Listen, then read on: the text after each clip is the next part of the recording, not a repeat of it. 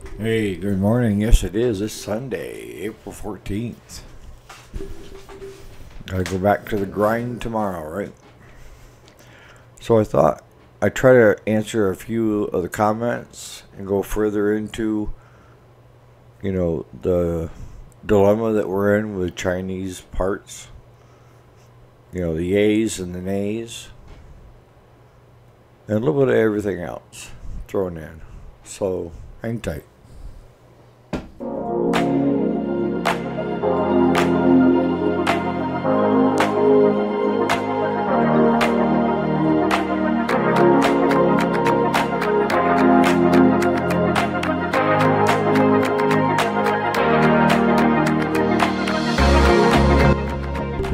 Alright, so welcome back. If you didn't already know it, my name is Eric. And we do the weekday, Monday through Friday, girls. And usually a daily upload of something. And hopefully it's something that you find entertaining or enjoy watching. If not, oh geez. So anyways, I thought today we'd kind of go a little farther into a couple of the videos that I did. And I'm glad that you mentioned it, Bones. 1000, I think it is. But you had mentioned that the parts that are coming from the Chinese sellers are different than the parts coming from rotary and stems.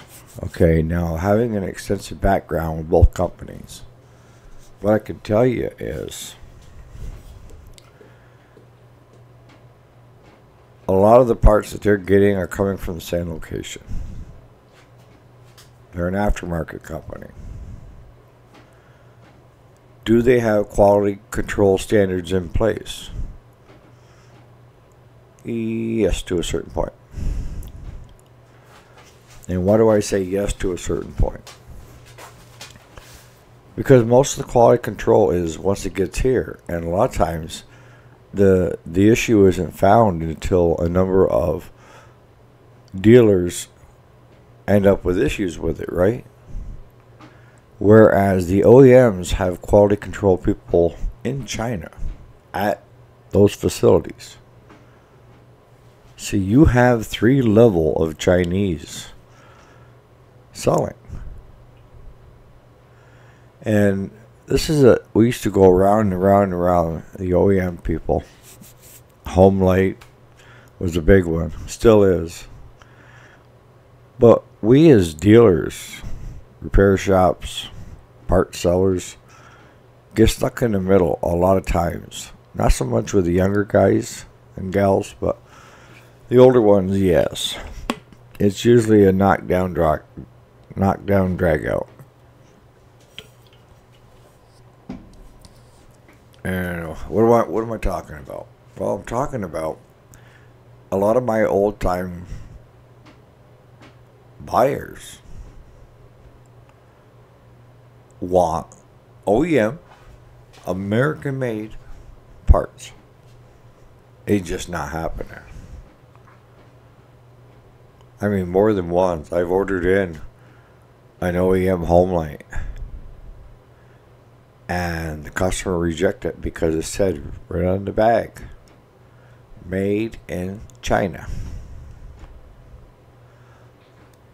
And I'm getting that with most of the parts. Most of the OEM carriers that I stocking of says made in China. Now, I don't know how it is today because I really haven't stayed on top of it. But with the Chinese sellers going direct, if it don't work, you can send it back. If you're buying it from the venue, especially Amazon will force the seller to take it back. eBay is pretty good about that too. And usually at no cost to you. So if it's defective or they ship you the wrong part, there is recourse. Okay? You're not shooting in the dark. There is recourse. Now, when we were buying a lot and reselling those parts, on the venues of Sten's products. We had to go around and around on this because it's all how it's written. They will warranty the part unless it's changed. They will warranty the part for up to 1 year. Okay? 1 year. That's against defects of the part.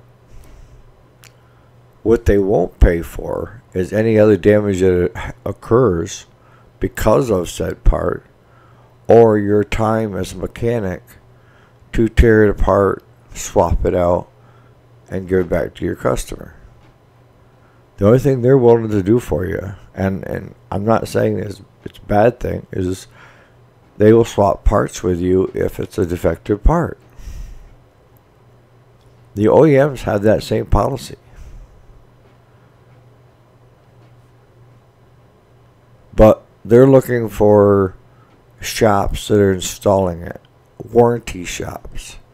And with the OEMs, that's the big push, is they want their parts used through an OEM warranty dealership,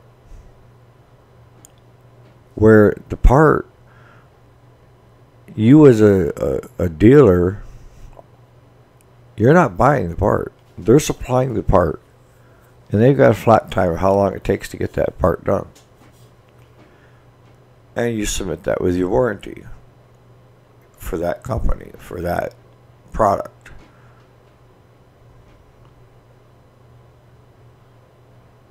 So as far as covering the warranties and stuff like that, yeah. But in the end, any amount of time it took you as a do-it-yourselfer, as a repair shop, you have to eat that time unless it falls under warranty and you are a warranty shop. Period. If you are not a warranty shop and it's simply an aftermarket part, and you found it to be true that you've tried another part that you know is good and it takes care of the problem, then all's good, right? Well, not so much if you're the guy doing the repairs, because you're out that money. You're stuck doing it again at somebody else's cost. But that's no different than if you're buying directly from China, from the Chinese sellers on the venues. They'll swap parts, they'll refund you the part, but in the end, they're not paying for any labor that it took you to install that, uninstall that, reinstall the new one, and make the customer whole again.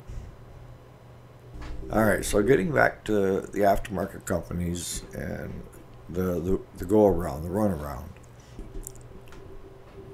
And before I say AP, this is not a slight on the aftermarket companies. They provide a good product. And if you can save a few bucks, save a few bucks. I think very highly of both Sten's and Rotary. They're both a good company. But when I said we went around and around and around with them, it was basically mostly Sten's. Because they had that in their description. That since, because there were a couple points that were brought out. One is they had a 1-year guarantee on their parts against defect. And where the issue came into play was we were selling directly to the consumer. So at that point, the majority of our parts were being sold online, direct to our customers, and not being repaired through our shop. So basically, Sten's come back with the wording saying, well, we will not warranty any of those parts unless you install them, Eric. If your shop doesn't install them, then we are not going to be held liable for it. We won't come good for it. So at that point in time, I ended up self-insured. And what do I mean by self-insured? I mean, we were the warranty company. If it was a defective part, we, as a business, ate the cost to buy another one to get to that customer. And we required the old one back so that we could check it and test it and see what went wrong with it and see if anything was repairable. Did we have issues where customers installed them improperly? Yes, and that's what Stens was getting at. You have no control over how my part is being installed and being installed correctly by a skilled person. You've got a homeowner probably that's installing them, and they can do so much damage, and I understood that. But as I come back to them, I said, look, half of the parts I'm selling to smaller dealers that are installing them on their equipment. But in the end, they held fast, and in the end, we did. We just said, look, all right, we either got to say there's no warranty on nothing, which that's our name, that's our reputation, right? Or we need to suck it up, Buttercup, and become the warranty company. And we did. And we did that for years. We never asked Stens or Rotary to come good for anything. We ate it. That's part of doing business.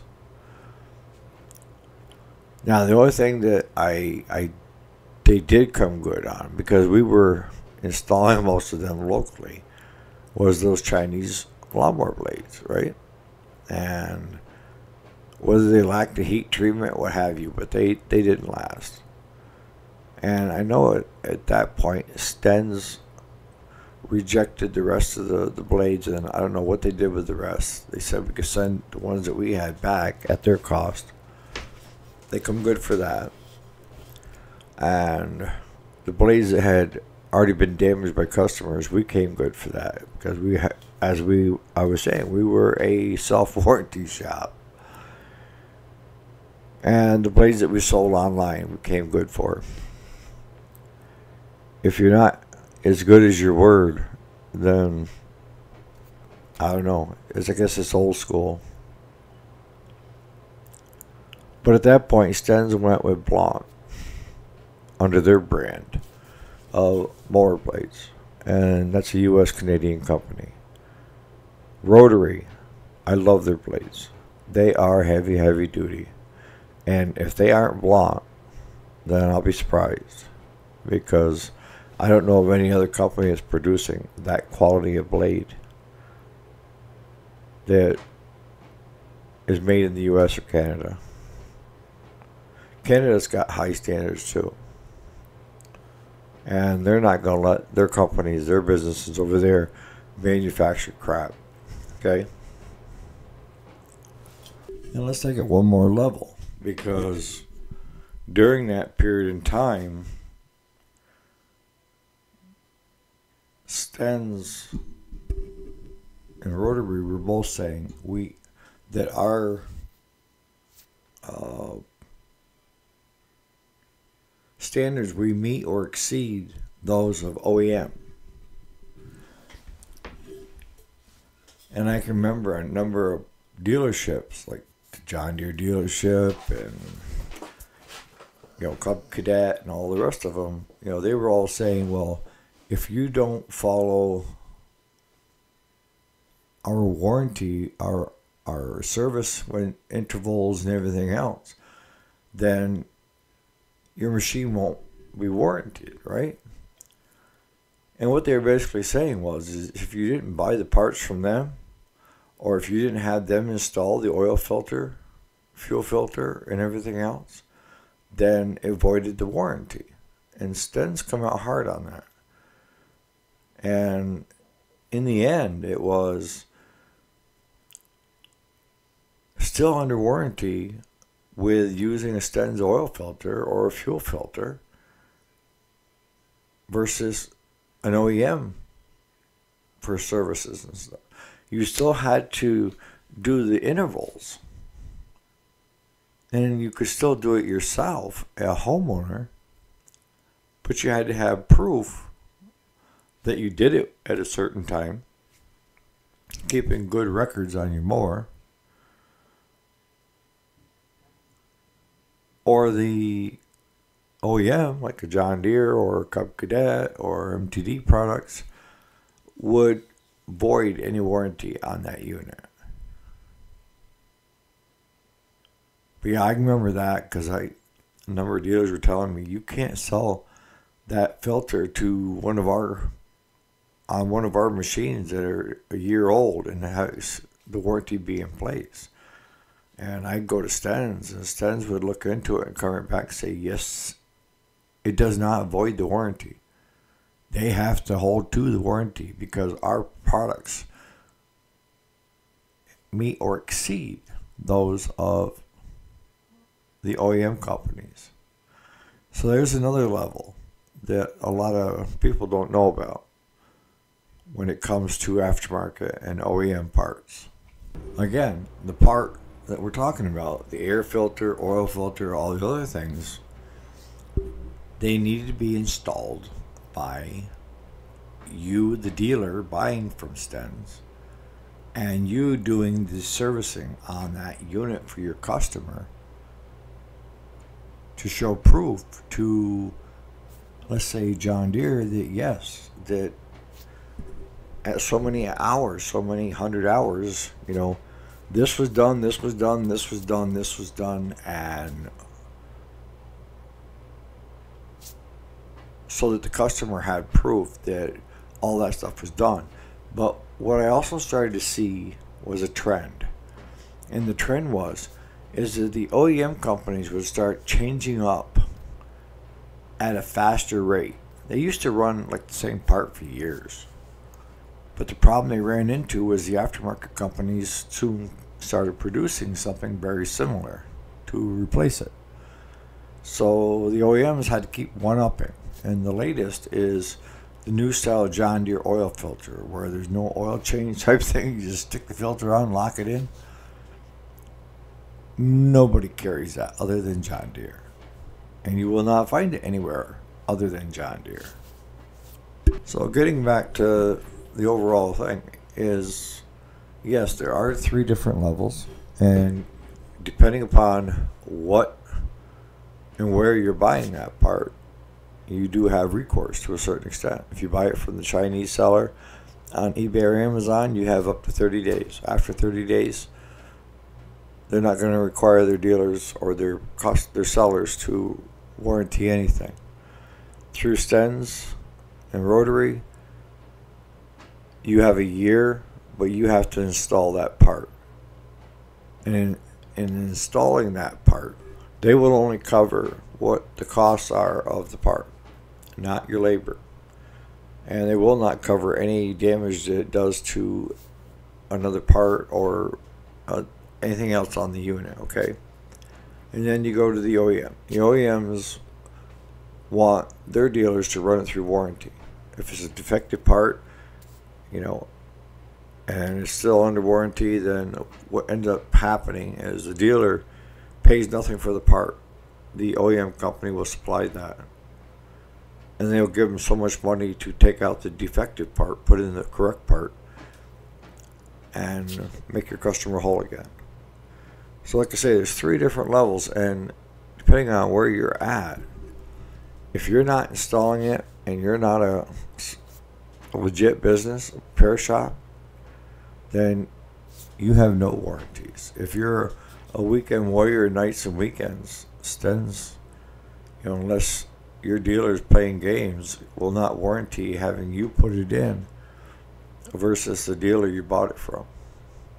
Unless that dealer says they put it in, but I guess it's all a game. I guess it's all based on trust and honesty, and that's the way I've always been, is trust and honesty. If you don't have that, you don't have squat.